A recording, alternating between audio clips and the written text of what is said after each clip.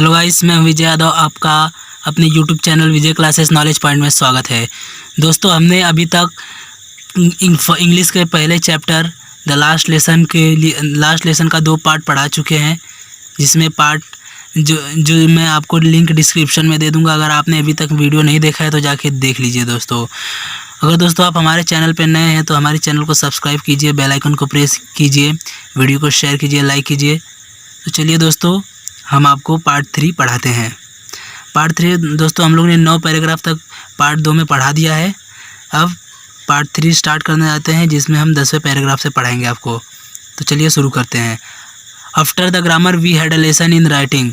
व्याकरण के बाद हमारा लेखन का पाठ हुआ। लेखक कहते हैं ये सब होने के बाद फिर आफ्टर द ग्रामर, व्याकरण के बाद हमारा लेखन का पाठ शुरू हुआ। That day M. Hamel had new copies for us written in a beautiful round hand। और उस दिन M. Hamel के पास हमारे लिए नई कॉपियाँ थीं, जिन पर सुंदर वक्रकार शैली से हस्तलेख लिखा गया था। France Alsace. They looked like little flags floating everywhere in the schoolroom, hung from the rod at the top of our desks। और वो ऐसे लग रहे थे जैसे कि झंडे, छोटे छोटे झंडे हो, वो हमारे क्लासरूम में लगे गए हों और जिन्हें रॉड से लटकाया गया हो, छड़ से, लोहे की छड़ से लटकाया गया हो, वो ऐसे लग रहे थे। You ought to have seen how everyone set to work and how quiet it is। और काश आप सभी दोस्तों, जो मैं ये पढ़ के आपको बताया कि you ought to have seen how everyone set to work and how quiet it was। और शायद अगर आप भी वहाँ पे रहते तो आप भी देखते कि सब लोग कैसे अपने काम में जुट गए और वो सब कितने शांत थे। The only sound was scratching of pens over the paper। दोस्तों, लेखक कहते हैं कि सिर्फ एक ही आवाज़ गूंज रही थी, जैसे कि जो पेन होती है उसका पेपर पे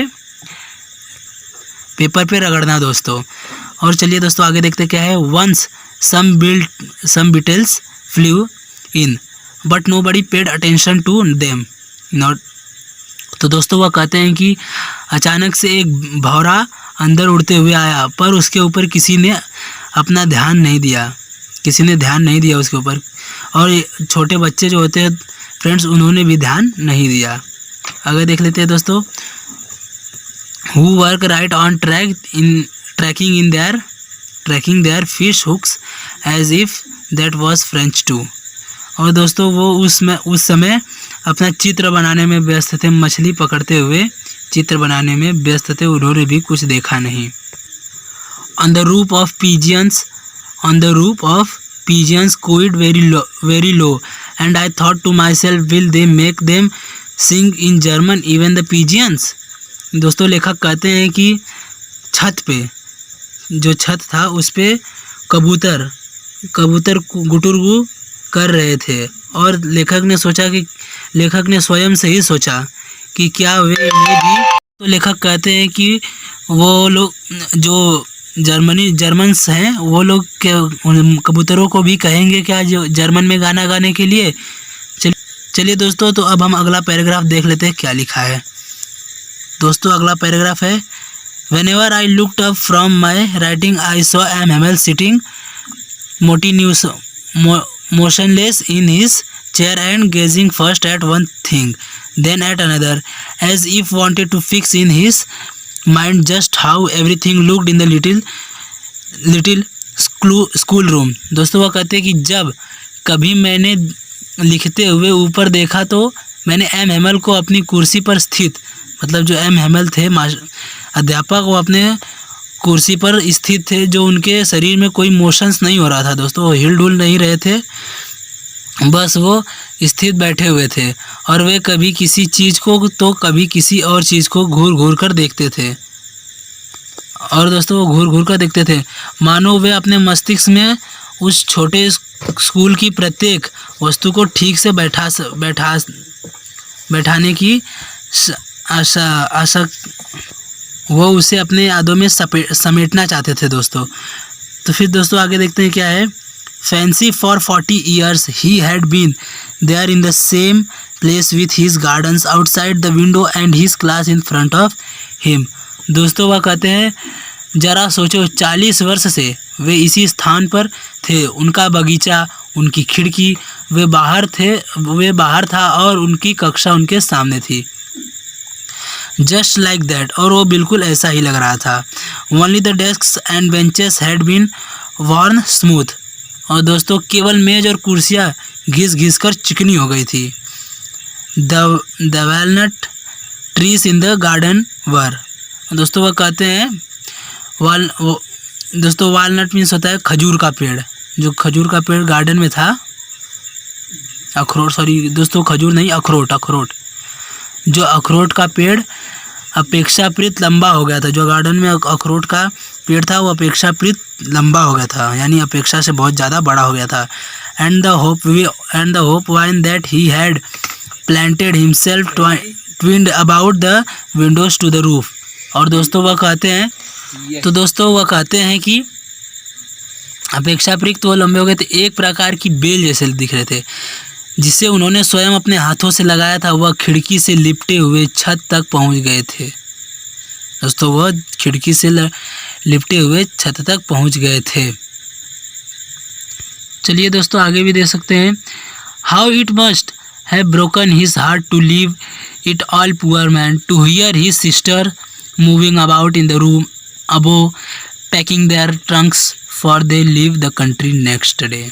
दोस्तों इस सब को छोड़ने से ऊपर छत पर जो उनकी संदूकों में उनकी जो बहन थी वो अपने सामान को पैक कर रही थी, यानी दोस्तों भर रही थी कि अब वो अगले दिन यहाँ से इस देश को छोड़ के जाने वाले हैं. तो चलिए दोस्तों हम अगला पैराग्राफ देख लेते हैं, और जो बहुत ही इम्पॉर्टेंट है दोस्तों, और यह है आपका आखिरी पैराग्राफ. इसके बाद आपका चैप्टर ख़त्म हो जाएगा. चलिए दोस्तों शुरू करते हैं.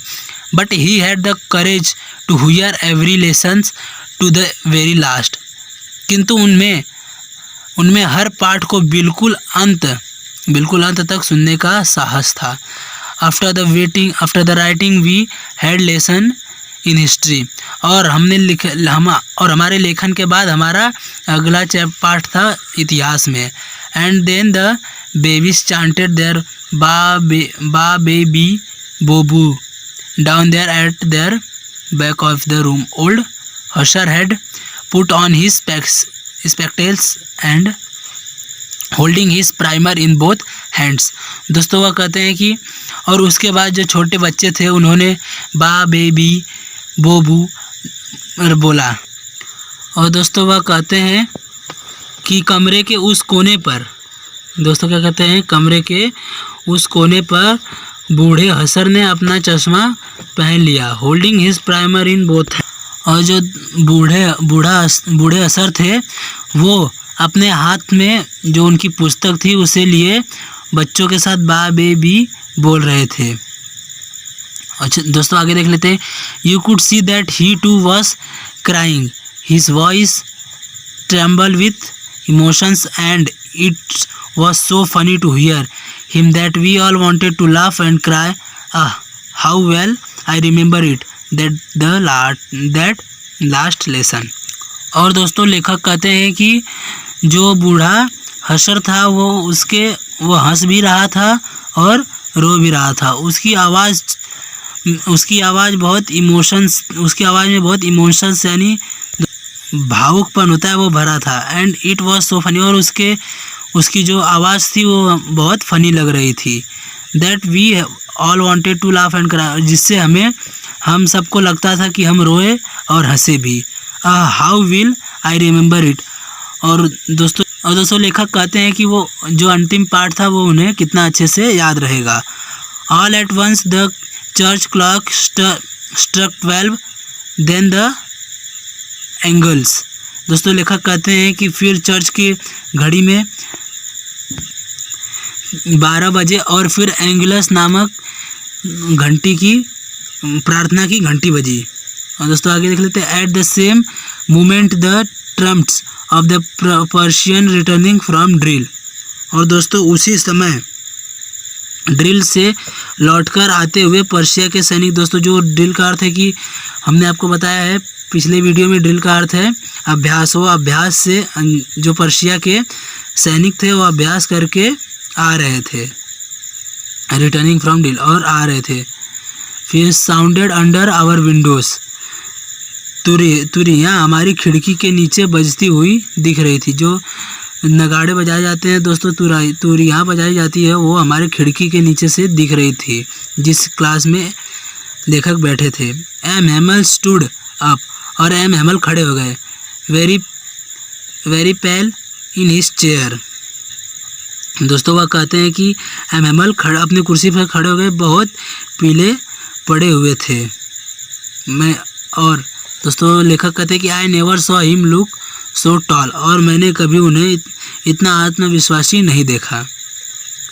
चलिए दोस्तों आगे देखते हैं। माई फ्रेंड्स सेड ही, मित्रों उन्होंने कहा।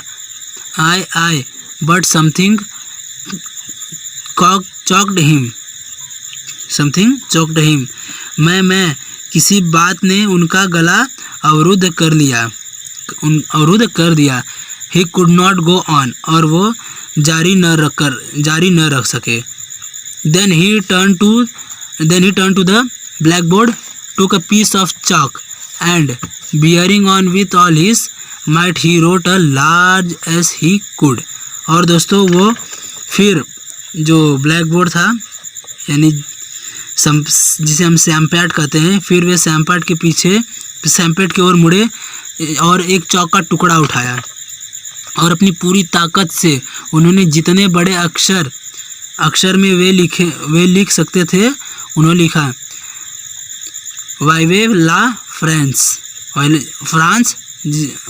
जिंदाबाद। Then he stopped and leaned his head against the wall, and without a word he made a gesture to us with his hand. School is dismissed, you may go. फिर वे रुक गए और अपना सिर दीवार के सहारे झुका लिया, और बिना कोई शब्द बोले उन्होंने अपने हाथ से हमारी तरफ इशारा कहा। और दोस्तों उन्होंने कुछ कहा भी नहीं, कुछ बोला भी नहीं, अपने हाथों से हमारे तरफ इशारा किया, बोला स्कूल की छुट्टी हो गई है, आप जा सकते हैं।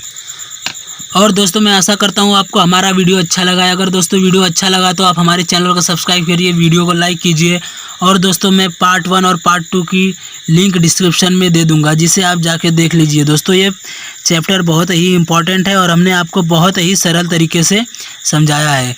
तो चलिए दोस्तों धन्यवाद। अब अगर आपको ऐसे ही वीडियो चाहिए तो आप हमें बताते रहें, हम आपके लिए वीडियो बनाते रहेंगे। धन्यवाद दोस्तों।